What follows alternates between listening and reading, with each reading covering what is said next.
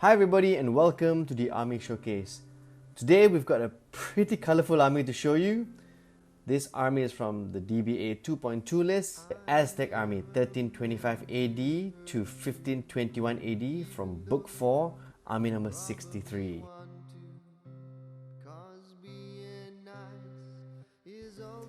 The Aztec Empire is basically a triple alliance of Tlacopan, Texcoco and the Mexica.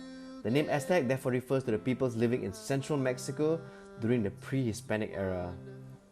This army covers the entire span of the Aztec civilization from Moctezuma the First to the Spanish conquest.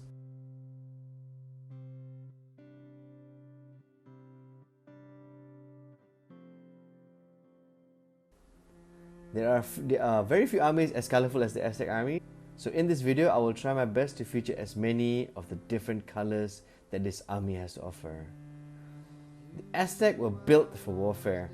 Prior to the establishment of the Aztec Empire, the Aztecs worked as mercenaries to other more dominant tribes in the region. Later, during the time of the Aztecs, every Aztec male received basic military training. The Aztec army were mostly made from commoners with basic military training, and the professional warriors were usually nobility. When I asked Shinobi why he chose this army, he told me he wanted to collect armies of different types. So when he finally arrived at building a warband army, he decided on the Aztecs.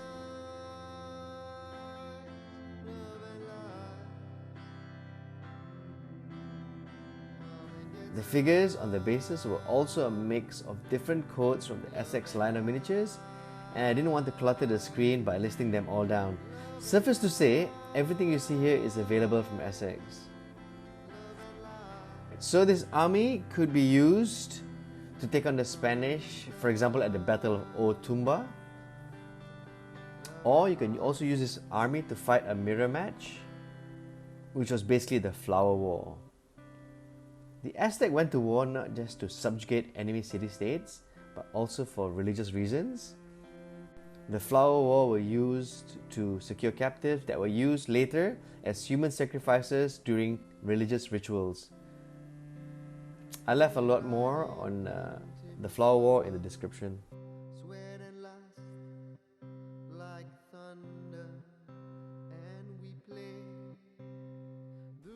Approaching to paint an army like this requires a different frame of mind and a different strategy to complete. Painting a few figures at a time would be a good strategy. Each figure painted by Shinobi in this army was painted with considerable amount of care and considerable amount of patience. The results, I'm sure you'll agree, is rather stunning. Shinobi also spent some time researching the different units to ensure that the army looked not just visually appealing, but also historically close to what the costumes actually were. Now, what I thought was rather interesting was how the Aztec dressed for war.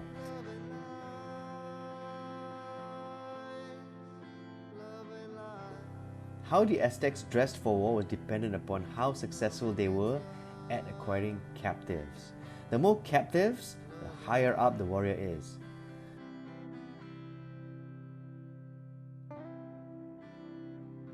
Jaguar warriors, for example, managed to get 4 or more captives and would also be dressed in actual jaguar skin. The eagle warriors wore feather helmets which included an open big helmet. All this enhances the look of the Aztec army on tabletop and gives the painter a lot more work. But I think done nicely, this would be very, very rewarding, as you can see here.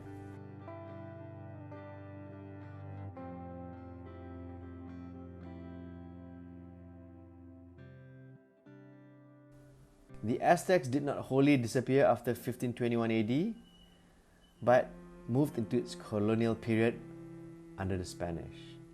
So yeah, that's pretty much it. I hope you liked this video as much as I like shooting it.